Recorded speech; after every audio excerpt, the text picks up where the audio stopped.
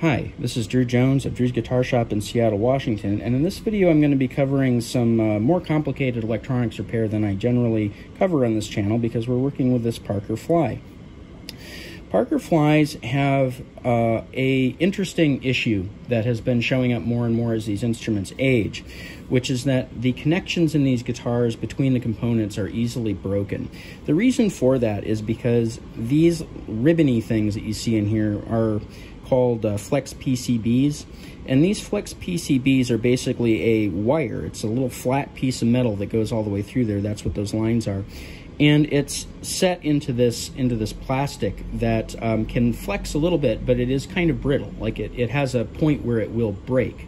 And unfortunately, what that means is that if you ever have one of these components in here that's loose and it starts rotating around and putting a little bit of pull and torquing on that stuff a little bit, that stuff can tear under that, continuous stress. So this is an issue that this particular Parker fly has been in here for before, and it is a fairly common problem for Parker flies in general, which is why I'm making this video so that you Parker fly players can see what we're doing here. Now, the issue with this type of wiring is, first of all, this is way complex. There's a lot of stuff going on in here, and generally speaking, when you open up a guitar, you don't see stuff like this. This is becoming more common to see all of these printed circuit boards and all of these like tiny little components. I personally am not a fan. I like things to be simple, basic, and easy. I think that that's how guitars, generally speaking, should be. It's nice to have extra features and extra tones, but all of that stuff kind of comes with the sacrifice of stuff getting smaller, more complex, and more breakable. The more moving parts there are in a machine, the harder it is to figure out which of those moving parts is causing a problem. So, with all of this complex stuff going on in here, it becomes an issue when you need to diagnose what's going on. Because right now, one of these ribbon connectors has torqued and broken, and what we need to do is we need to find out where that goes and what it does in order to really fix this. So we're going to have to get into sussing out basically a printed circuit board, which is kind of a different skill generally from repairing point-to-point wiring, which is generally what you find in a guitar. Point-to-point wiring is that you have a big component, and you have big solder lugs on it, and you have a wire that's soldered to that solder lug, and then it's soldered to this solder lug over here. So you got point-to-point wiring. In this guy here, we've got all of this printed circuit board stuff, and we've got these flex PCBs and all sorts of stuff. The problem is, again, that we have this tear that's developed here. I'm going to zoom in on that so that you can really see it. But this tear here has developed and is definitely cutting one of those leads, and is about to be cutting into that other lead if it hasn't already. And so we're going to need to basically reconnect the things that have been disconnected by the breaking of that PCB. The problem is figuring out where it goes. So the first step to doing this is always to figure out where the lead is pointing. Now, because we have obvious traces here that are sitting, there and easy to suss out, we can go ahead and we can kind of trace those out. So let me grab a toothpick here, and I'm gonna show you the process of doing that. So we see the trace that's busted here, and we can run down that trace and figure out where that connects. And in this case, it's connecting to this middle solder joint right here. And so we're gonna go around, back through, and we're gonna trace that over the top of this guy here. It's this trace that runs along there, and it runs along the outside, runs down this ribbon cable, or this flex PCB, and then it runs into this guy here. And as it turns out, it's this last little guy right here, this last dark line here on the bottom. That's where that's going, and that thing is going into this thing. And that becomes kind of a little bit more complex. It's not that complex, but it's more complex than just being like, okay, this goes from this point to this point, because this thing is sort of a black box on top, meaning that like when you're looking at that from the top, you're like, well, where the heck does all that stuff go? It's going into that thing, it's cinched down on, and we don't know where that goes. The way that this thing works is that you have all of these exposed traces here, and you plug it into this thing, and then you plug this thing down, and it makes contact with those exposed traces. But the problem is figuring out where those exposed traces end up on the other side of this component. Here's how we're going to suss this out. We're going to go ahead and count these. So we got 1, 2, 3, 4, 5, 6, 7, 8, 9 connections there. Because this is, you know, the same component, we're likely going to see the solder joints and everything holding this in, like right behind it. And when we do that, we flip it over, and I'm going to go ahead and change the camera angle and zoom in on this guy. You see where these are here? It's right behind that component. We're going to go ahead and count these. 1, 2, 3, 4, 5, 6, 7, 8, 9.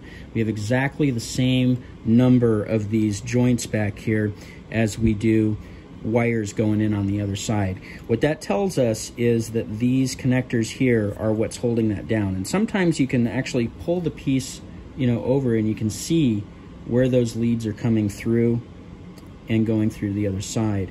And that's going to tell you, you know, how that thing connects. Now, the trouble is, again, we don't know on the inside of that thing necessarily where those go.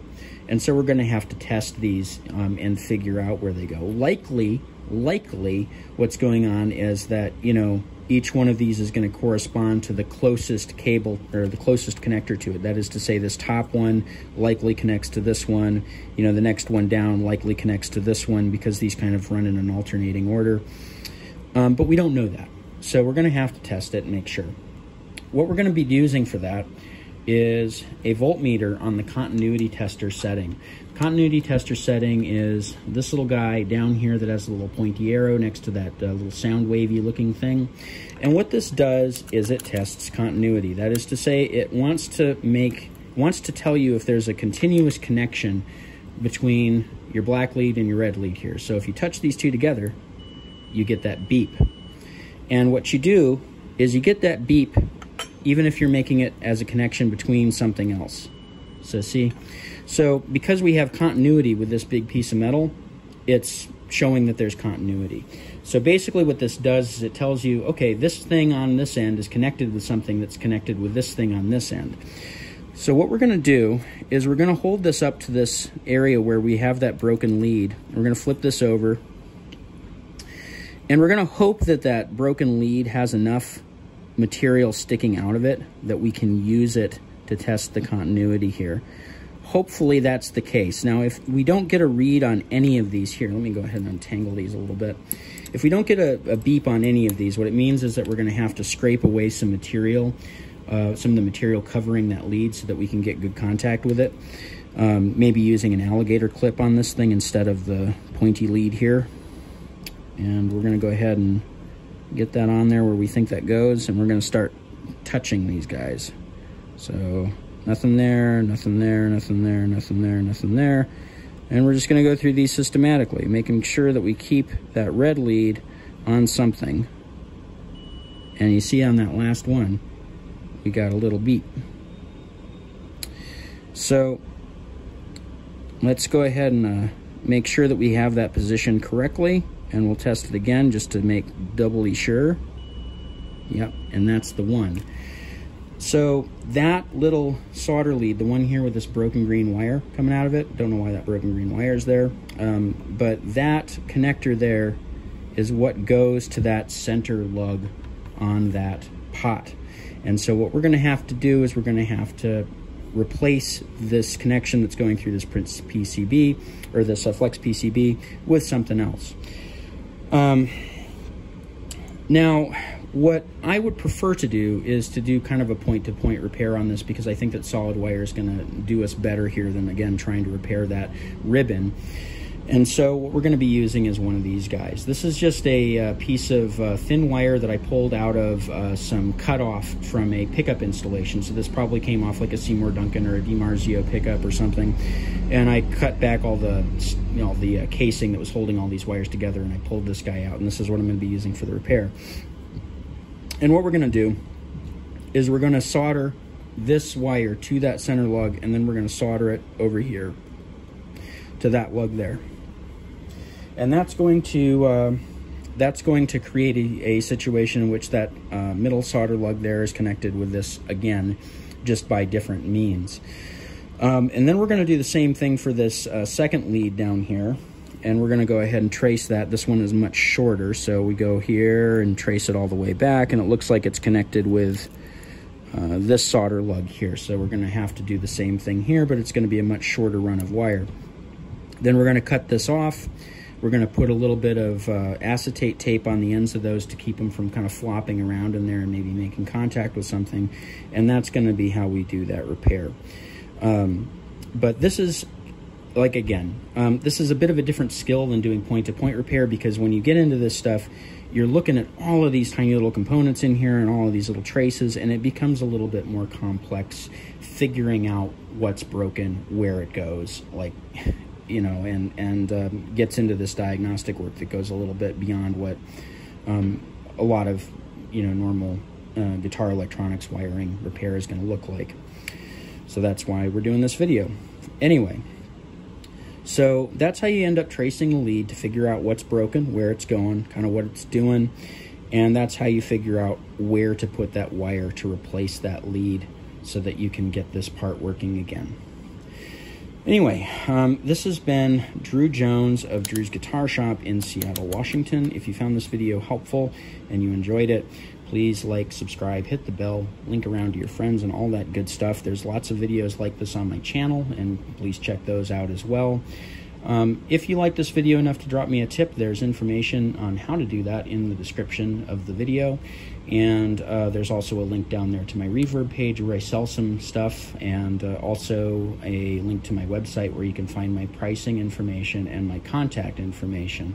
If you are out of state and you are wanting to get a hold of me for like consultation on something that you're dealing with, there is also information about that in the description of the video. Anyway, this has been Drew Jones of Drew's Guitar Shop in Seattle, Washington. Thank you for watching.